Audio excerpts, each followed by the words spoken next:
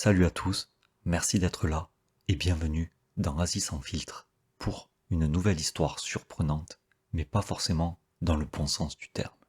Prenez un café, une bière Chang, une tranche de durian, installez-vous et passons aux choses sérieuses. Mon histoire commence en 2007, lors de vacances en Thaïlande avec un collègue, Tom, un homme plus âgé qui travaillait comme ingénieur dans la même entreprise que moi. J'étais déjà allé en Thaïlande à quelques reprises, juste pour les vacances, pour traîner avec des filles de bar. J'appréciais leur compagnie, mais je ne voulais pas de relations sérieuses avec elles, surtout après avoir entendu les histoires horribles d'autres hommes qui avaient tout perdu.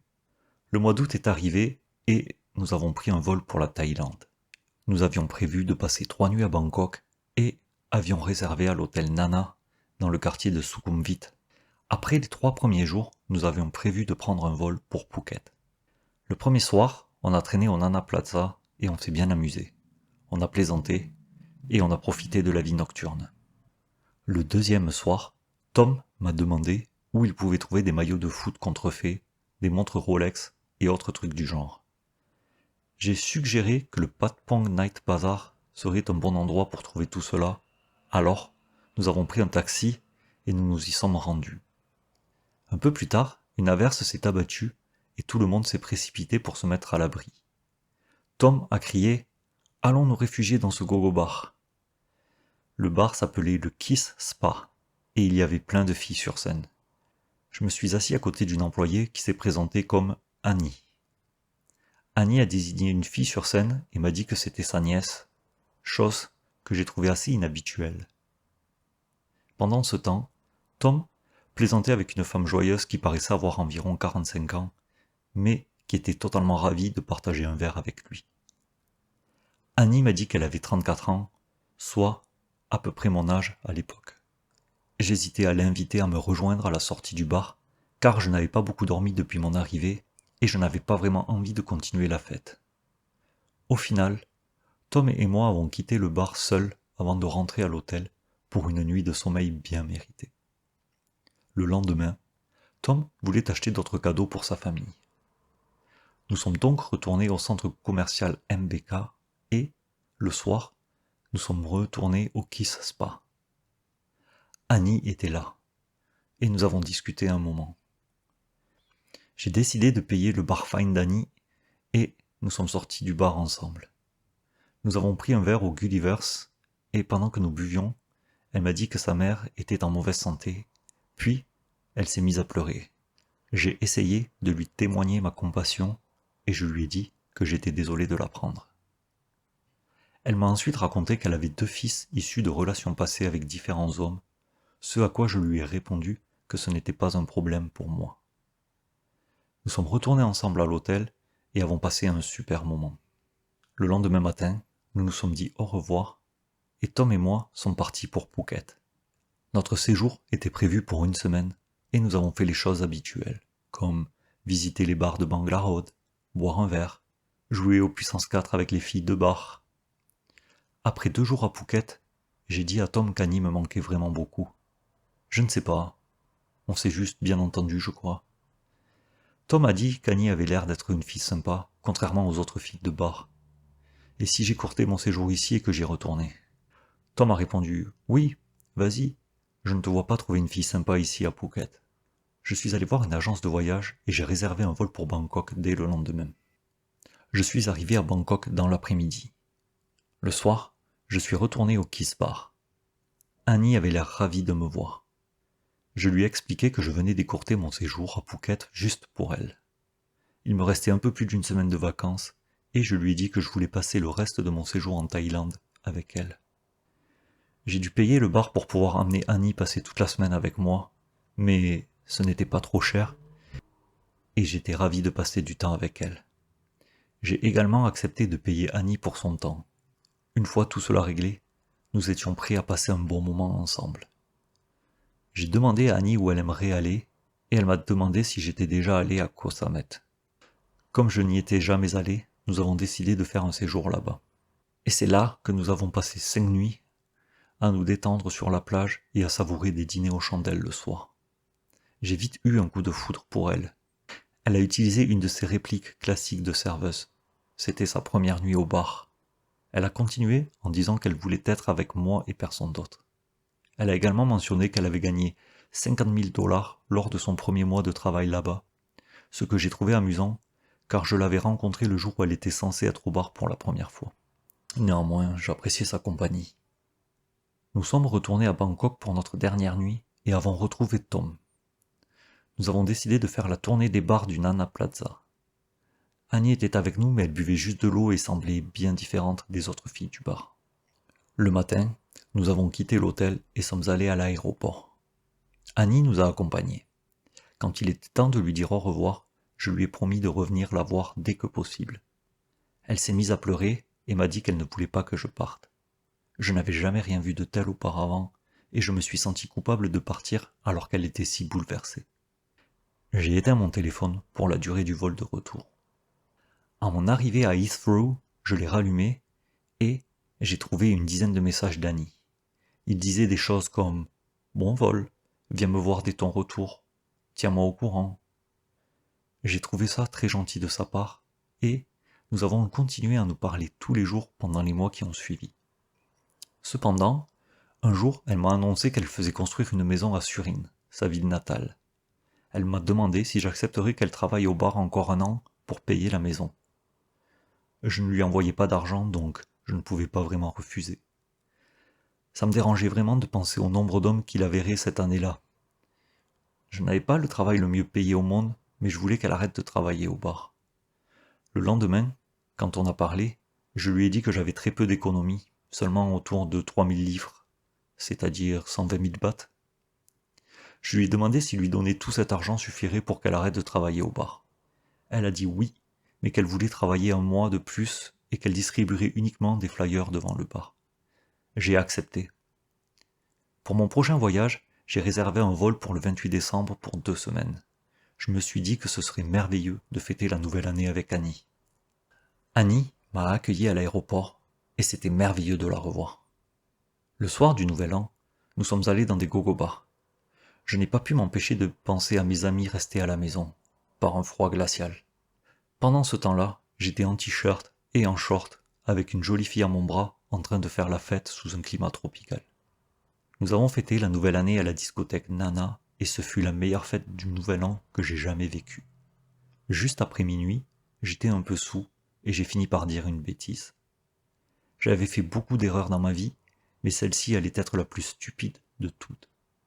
Je me suis tourné vers Annie et j'ai lâché « Marions-nous pendant ce voyage avant de rentrer ?» Annie m'a regardé, surprise, et m'a demandé « Tu es sérieux ?» J'ai hoché la tête et j'ai dit oui. Le lendemain, Annie a appelé sa famille pour leur annoncer la nouvelle, et j'ai appelé ma famille au Royaume-Uni pour leur annoncer le mariage imminent. Dire qu'ils étaient surpris est un euphémisme. Quelques jours plus tard, nous sommes allés au centre MBK et avons acheté des alliances en or pour nous deux. Annie m'a dit que, puisque je lui avais remboursé les 120 000 bahts, je n'aurais plus rien à payer. Nous ferions juste un repas et une petite fête avec sa famille. Nous nous sommes mariés dans un bureau d'état civil à Bangkok. Nous sommes allés à Surin et nous avons séjourné à l'hôtel car la maison d'Annie était encore en construction. Ce soir-là, j'ai eu la chance de rencontrer la mère, le frère, les sœurs et le plus jeune fils d'Annie, qui n'avait que 7 ans à l'époque. J'ai aussi vu la nièce d'Annie, celle qu'elle m'avait montrée à Patpong. Celle-ci avait également épousé l'un de ses clients, Tim, un Anglais d'une 60aine d'années à l'époque. Il vivait en Thaïlande et faisait construire une maison à côté de la nôtre. C'était formidable d'avoir quelqu'un d'anglais avec qui parler. Les vacances ont finalement pris fin et j'ai dit à Annie que je reviendrai en avril, mais qu'en attendant, je demanderai un visa pour qu'elle me rejoigne au Royaume-Uni, car c'était ce que nous souhaitions tous les deux. À mon retour au Royaume-Uni, j'ai appris qu'un ami de travail avait également épousé une femme lors de son premier voyage en Thaïlande. En avril, je suis rentré en Thaïlande et le visa d'Annie a été approuvé, ce qui nous a tous les deux ravis. Nous avons ensuite décidé de prendre des vacances à Pattaya. Le temps a passé vite et il n'a pas fallu longtemps avant que l'heure du retour ne soit arrivée. Cette fois-ci, à l'aéroport, tout s'est bien passé, même si c'était un peu étrange de lui dire à bientôt, le mois prochain au Royaume-Uni. J'étais au Royaume-Uni depuis un mois et le vol d'Annie approchait. Je lui ai envoyé de l'argent pour le billet et, à son arrivée, je l'ai retrouvée à l'aéroport. Le premier voyage s'est bien passé. Je l'ai aidée à ouvrir un compte bancaire car elle voulait travailler. Quelques mois plus tard, elle a trouvé un emploi dans la même entreprise que moi, mais de nuit, tandis que moi je travaillais de jour. Elle gagnait beaucoup plus d'argent que moi, mais au final c'est moi qui finissais par payer la plupart des choses. Cela ne me dérangeait pas. Je l'invitais à passer des week-ends à Londres pour voir un spectacle, et elle aimait acheter des sacs à main Louis Vuitton. Au moins, les sacs qu'elle avait achetés étaient de son propre argent. Je ne comprenais pas vraiment l'intérêt d'acheter des marques, mais c'était ce qu'elle aimait et elle utilisait son propre argent, donc ça ne me posait aucun problème. Pendant l'été, je payais nos voyages en Cornouailles. C'était agréable d'avoir une femme avec qui partager sa vie, mais elle s'énervait souvent pour des broutilles. Ce n'était pas si mal au début, mais avec le temps, ça a empiré.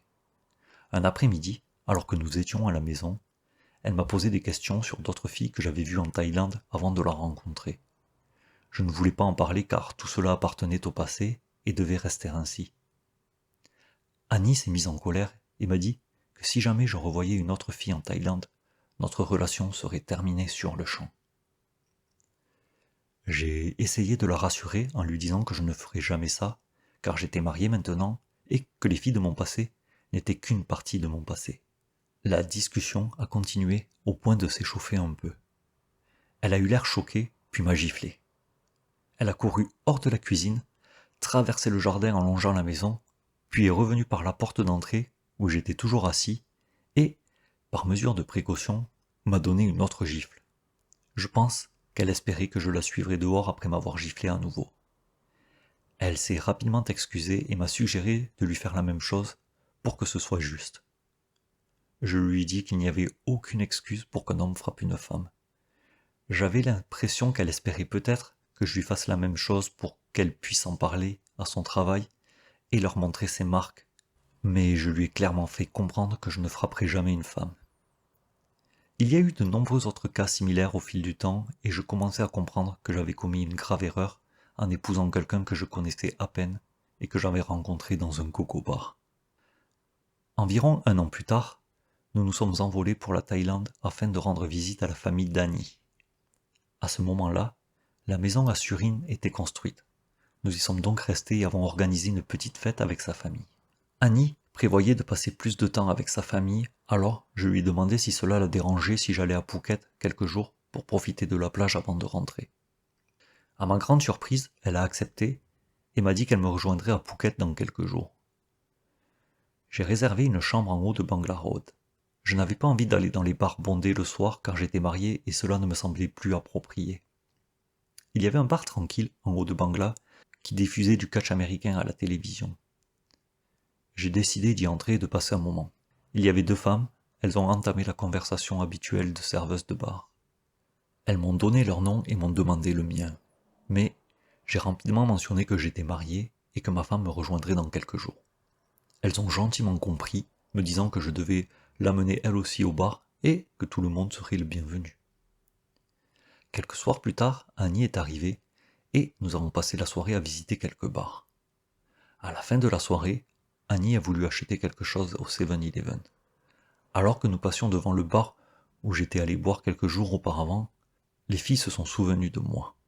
Elles m'ont fait signe de la main et ont appelé mon prénom. Je leur ai fait signe en retour, mais l'expression de ma femme était horrifiée. Annie était visiblement en colère et m'a demandé ce qui s'était passé là-dedans. Je l'ai rassurée en lui disant que j'étais juste allé boire une bière et regarder la télévision, rien de plus. Elle m'a alors demandé comment elle connaissait mon nom. J'ai répondu qu'elle me l'avait demandé et que je t'avais aussi mentionné pour qu'elle sache que je suis marié. J'ai proposé qu'on prenne un verre au bar pour prouver que je disais la vérité, mais Annie a refusé en disant « Je n'irai pas au bar, les filles de bar ne sont pas bien, elles donnent une mauvaise réputation à mon pays. » Je n'en croyais pas mes oreilles. Après tout, je l'avais rencontrée dans un gogo-bar. Mais je n'ai rien dit. Je me suis dit que ça ne servait à rien de discuter et que je voulais juste qu'elle arrête d'en parler. Après tout, on était censé être en vacances pour se détendre. Une fois de retour dans la chambre, elle n'a pas pu lâcher prise. Elle a continué à parler sans cesse de ses filles du bar pendant plus de 3 heures, et la conversation est devenue épuisante et frustrante. D'habitude, je ne m'emporte pas, je n'élève pas la voix. Mais après 3 heures de ces remarques incessantes, j'ai fini par craquer et crier. J'ai juste bu quelques bières fraîches au bar en regardant la télé. Mais qu'est-ce que tu voulais que je fasse, assis dans la chambre en attendant ton retour? En réponse à mon emportement, elle m'a griffé le dos jusqu'au sang. Je n'ai rien dit. Je me suis simplement installé dans le lit simple de la chambre et je l'ai laissée seule. Le lendemain, elle s'est excusée et je lui ai dit que j'avais perdu le contrôle, que c'était de ma faute d'avoir élevé la voix. J'étais soulagé quand les vacances étaient terminées et que je pouvais retourner au travail. Plusieurs années ont passé et nous sommes maintenant en 2017.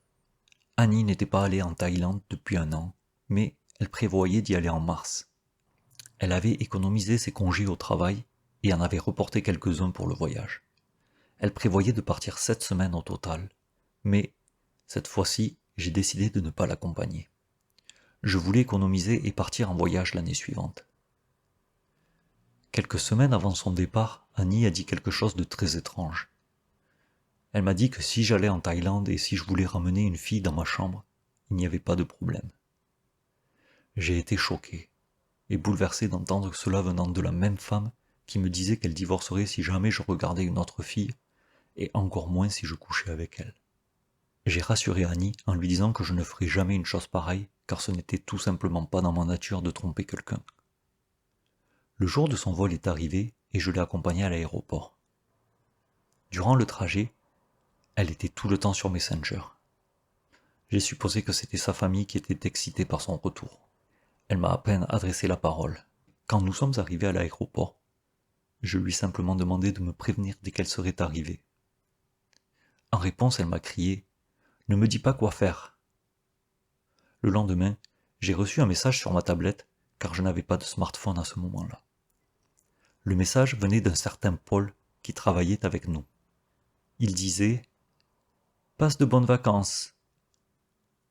On se voit à ton retour, sexy. » Il s'avère qu'elle a envoyé ce message sur mon compte pour obtenir l'accès au message.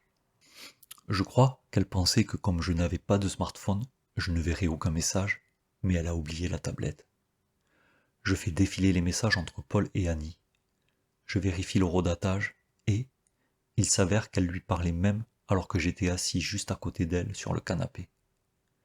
J'ai découvert un message de Paul à Annie où il disait « J'ai hâte que les 7 semaines passent vite pour te revoir. » Un autre message disait « Je serai célibataire l'année prochaine au plus tard. » Paul a écrit « À ton retour, tu pourras venir dans mon lit quand il sera au travail. » Et Annie a répondu avec des émojis cœur. Maintenant, je comprends pourquoi elle m'avait dit que je pouvais coucher avec d'autres filles de bar si je le voulais. On dirait qu'elle voulait me faire porter le chapeau de l'échec de notre mariage, car ces messages indiquaient clairement qu'elle était déjà en couple. Je ne comprenais pas vraiment ce qui se passait, je ne m'attendais pas à ce qu'elle me fasse ça. J'ai quand même demandé le divorce. Pendant que je parlais avec Annie en Thaïlande, je faisais comme si tout était normal. Elle ignorait que j'avais non seulement découvert ses infidélités, mais aussi que, pendant qu'elle était encore en Thaïlande, j'avais vidé notre appartement et déménagé mes affaires. Comme il s'agissait d'un logement social, ce n'était pas une perte vraiment importante.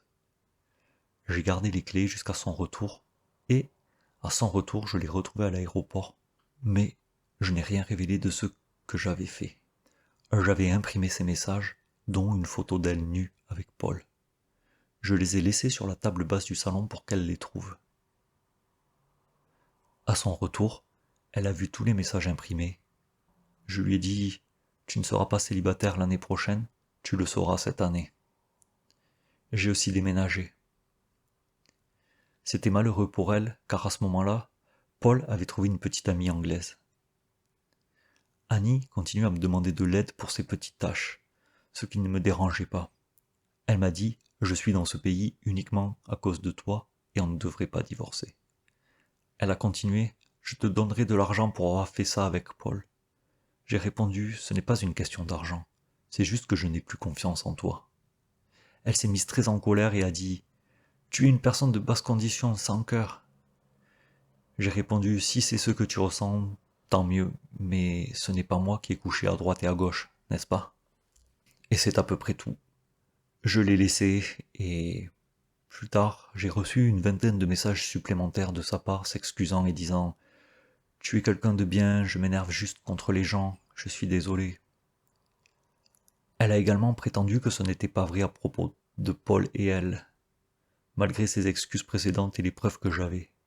Elle a essayé de faire passer ça pour des ragots de travail, ce que j'ai du mal à croire. Le divorce a été prononcé en janvier 2018, exactement 10 ans après mon mariage. J'ai appris plus tard qu'elle avait eu un rendez-vous avec un chauffeur routier de la même entreprise, mais leur relation n'a duré qu'1 an environ. Des amis m'ont dit que s'il la voit, il l'ignore. Je suppose qu'elle a dû traiter le chauffeur routier de la même manière qu'elle m'avait traité.